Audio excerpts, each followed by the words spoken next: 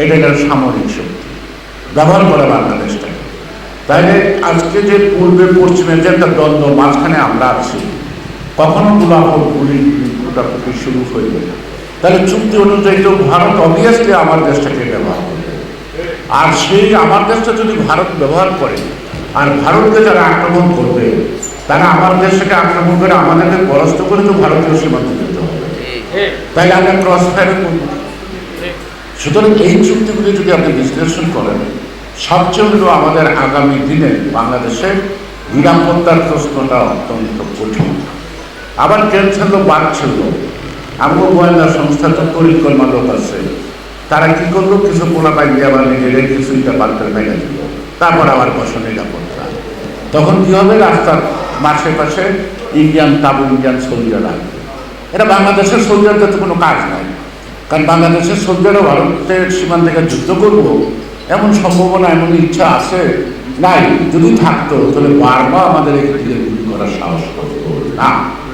বার্মার মতো দেশ আমাদেরকে গণায় ধরে না। এখান থেকে আমাদের বুঝতে হবে যে আমরা আমাদের এই দেশপ্রেমী জনগোষ্ঠী যাদেরকে আমরা বলি, এখানে ভারতের সাথে আমাদের সাথে একটু তফাৎ।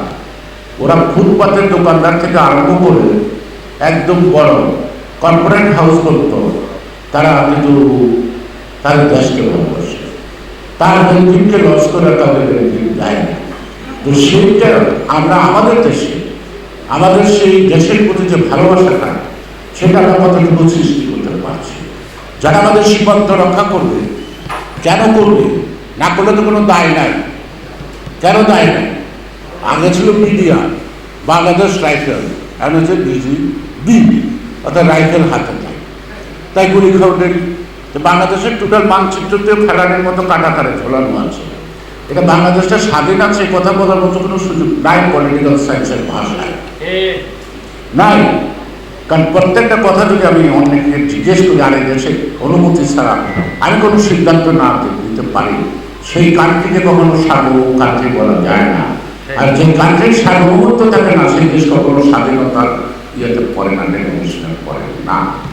তো সেই জন্য আজকে আপনাদেরকেও তো দেশপ্রেমিক হতে হবে। কেন এটা বিএনপির দায় হবে, কেন এখানে মুক্তা আছে তাদেরই দায় হবে, কেন এটা সকলের দায় হবে না, কেন ছাত্র জনতার দায় হবে না? বলতে পারেন টক বক করছে রক্ত, রক্ত তো টক বক করছে ঠিকই, কিন্তু